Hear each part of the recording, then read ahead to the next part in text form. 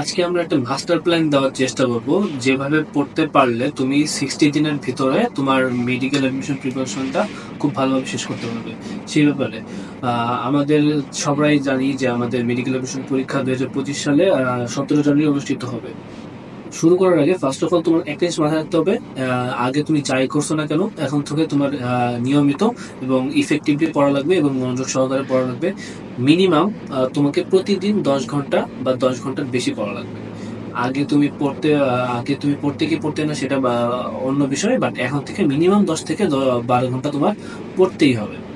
Second, তোমার পড়ার টেবিলের পাশে বা তোমার পড়ার রুমে কোনো ডিস্ট্রাকটিভ কিছু রাখা যাবে না, যে তোমার যেটা টাইম কিল করে, তোমার ডিস্ট্রাকশন তৈরি করে তোমার পড়াশোনার ভিতরে, সেগুলো রাখা যাবে না।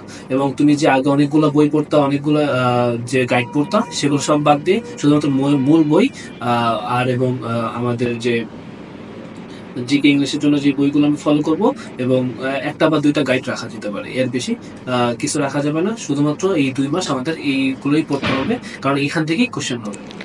এবং এই লাস্ট 2 মাসে তোমার যে কোচিং করতা বা কোনো ব্যাচ পড়তা বা কোনো ক্লাস কেউ আসতো পড়াইতে, এগুলো সব বাদ দিয়ে তোমার নিজে পড়তে হবে। এবং শুধুমাত্র কোচিং এ ক্লাস করার তো দরকার নেই, শুধুমাত্র তুমি এক্সাম দিতে যাবা। যদি তোমার ফিজিক্যালি এক্সাম দেওয়ার কোনো ব্যাচে ভর্তি হয়ে থাকো, তাহলে শুধুমাত্র এক্সাম দেওয়ার জন্য তুমি কোচিং এ যেতে পারবে।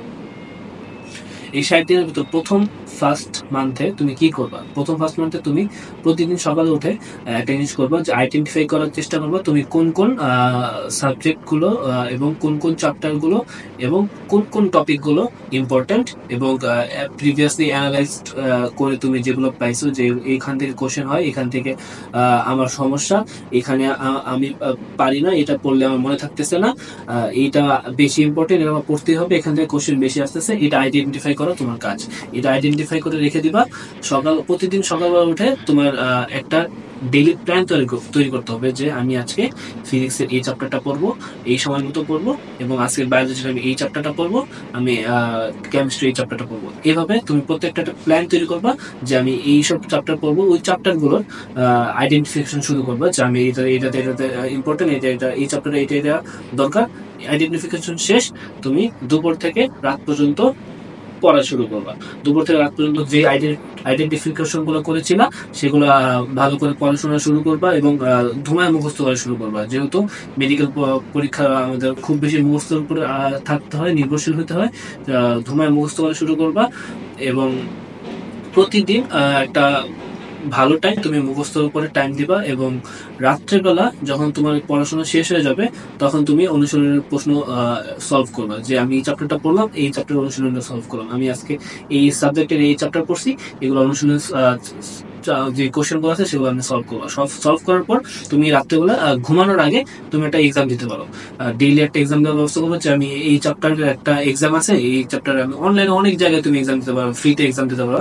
সেখানে তুমি এক্সাম দিলা, এক্সাম দেওয়ার পর সেগুলো যে ভুলগুলো তোমার হচ্ছে, সেই ভুলগুলো তুমি আইডেন্টিফাই করবা, এবং ভুলগুলো আইডেন্টিফাই করার পরে সেটা তুমি রেখে দিয়ে ঘুমায় যাবা। পরের দিন সেম কাজ করতে থাকবা, এবং ভুলগুলো আগের দিনে যে ভুলগুলো করছিলা সেটা সলভ করবা। এরপরে নতুন চ্যাপ্টারে নতুন আইডেন্টিফিকেশন শুরু করো।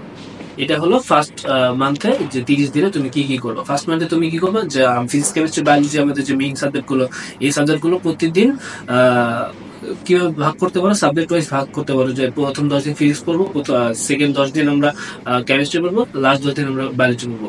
এভাবে করে প্রত্যেক যে 10 দিন থাকবে, সেই 10 দিন হিসাবে তুমি দুইটা পার্টে যে কটা চ্যাপ্টার আছে ওই হিসাবে, যে আমি চ্যাপ্টারের লেন্থের উপর ভিত্তি করে তুমি সাজাবা, যে আমি এই টাইমে এই টেকনিক পড়বো। এভাবে মানে পুরো 1 মাসের সাথে তোমার ফিজিক্স কেমিস্ট্রি বায়োলজি 3টা বই পুরোপুরি রিভিশন দেওয়া বা পড়া শেষ হয়ে যায়। এরপর আসে ফেজ 2 বা দ্বিতীয় ধাপ। দ্বিতীয় ধাপে আমরা কি করবো? দ্বিতীয় ধাপে আমরা যে প্রিভিয়াসলি যে আমরা বইটা রিভিশন দিয়েছিলাম 1 মাসের ভিতরে, সেটা থেকে দেখবে যে তোমার 60% বা 70% মনে আছে, বা অনেক কম হইলে তোমার 55% তো মনে থাকবে, তাই না? যেগুলো তুমি ভুলে যাবে, বা অনেকের অনেক কিছু ভুলে যায়, অনেকে ফিজিক্স মনে রাখতে পারে না, কেমিস্ট্রি মনে রাখতে পারে না, বায়োলজির বিভিন্ন নামটা মনে রাখতে পারে না। সেজন্য তুমি যেটা পারো না সেটা তোমার আবার যেহেতু পড়তে হবে, রিভিশন দেওয়া লাগবে, বারবার রিভিশনের উপর থাকতে হবে, কারণ আমাদের একবার পড়লে কোনো কিছুই মনে থাকে না, পুরোপুরি মনে থাকে না। সেজন্য তুমি বাকি যে 30 দিন থাকবে, সেই 30 দিনের 15 দিনের ভিতরে তোমার ফিজিক্স, কেমিস্ট্রি, বায়োলজি যে দাগানো লাইনগুলো আছে, যে আমাদের ইম্পর্টেন্ট টপিকগুলো মার্ক করা আছে, সেগুলো পুনরায় রিভিশন দিবা। রিভিশন দেওয়ার পর দেখবা যে এমনি যদি রিভিশন দেখবো যে আগে যে 60% মনে ছিল, তুমি দেখবে বাকি 30% মনে হয়ে গেছে। তারপরে এভাবে তুমি দেখবে প্রত্যেকটা চ্যাপ্টারে 90% তোমার মাথায় অবশ্যই থাকবে। প্রতিদিন এই লাস্ট 15 দিন বা 30 দিনে প্রতিদিন মিনিমাম 2 থেকে 3 ঘন্টা জিকে আর ইংলিশ পড়তে হবে। কারণ লাস্টের সময় আমরা এসে জিকে ইংলিশ দিকে যদি মনোযোগ না দিই, তাহলে কিন্তু এখান থেকে আমাদের অনেক নাম্বার আমাদের কেটে যাবে।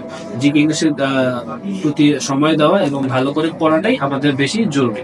লাস্ট যে 15 দিন থাকবে, আমাদের লাস্ট 15 দিন আমরা কি করব, আমাদের যে এতদিন যে আমরা মিস্টেকগুলো যে আইডেন্টিফাই গুলো করছি, সেগুলো সলভ করব। সেগুলো আমরা পুনরায় রিভিশন দিতে থাকবো। যেগুলো আমাদের মনে থাকতেছে না, সেগুলো আমরা বারবার করবো।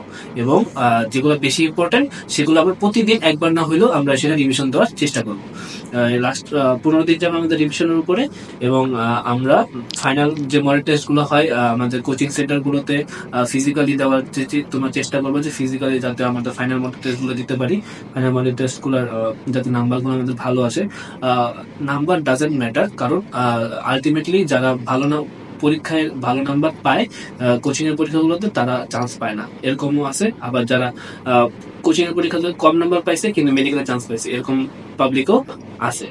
তো তোমার ডিসঅ্যাপয়েন্টমেন্ট হওয়া যাবে না এবং তোমার ডিমোটিভেট হওয়া যাবে না। তোমার নাম্বার কম আসতেছে, তোমার বুঝতে হবে যে আমার আরো বেশি করে পরিশ্রম করতে হবে। তোমার নাম্বার ভালো আসতেছে, এর মানে এই না তুমি যে চান্স পেয়ে গেছো।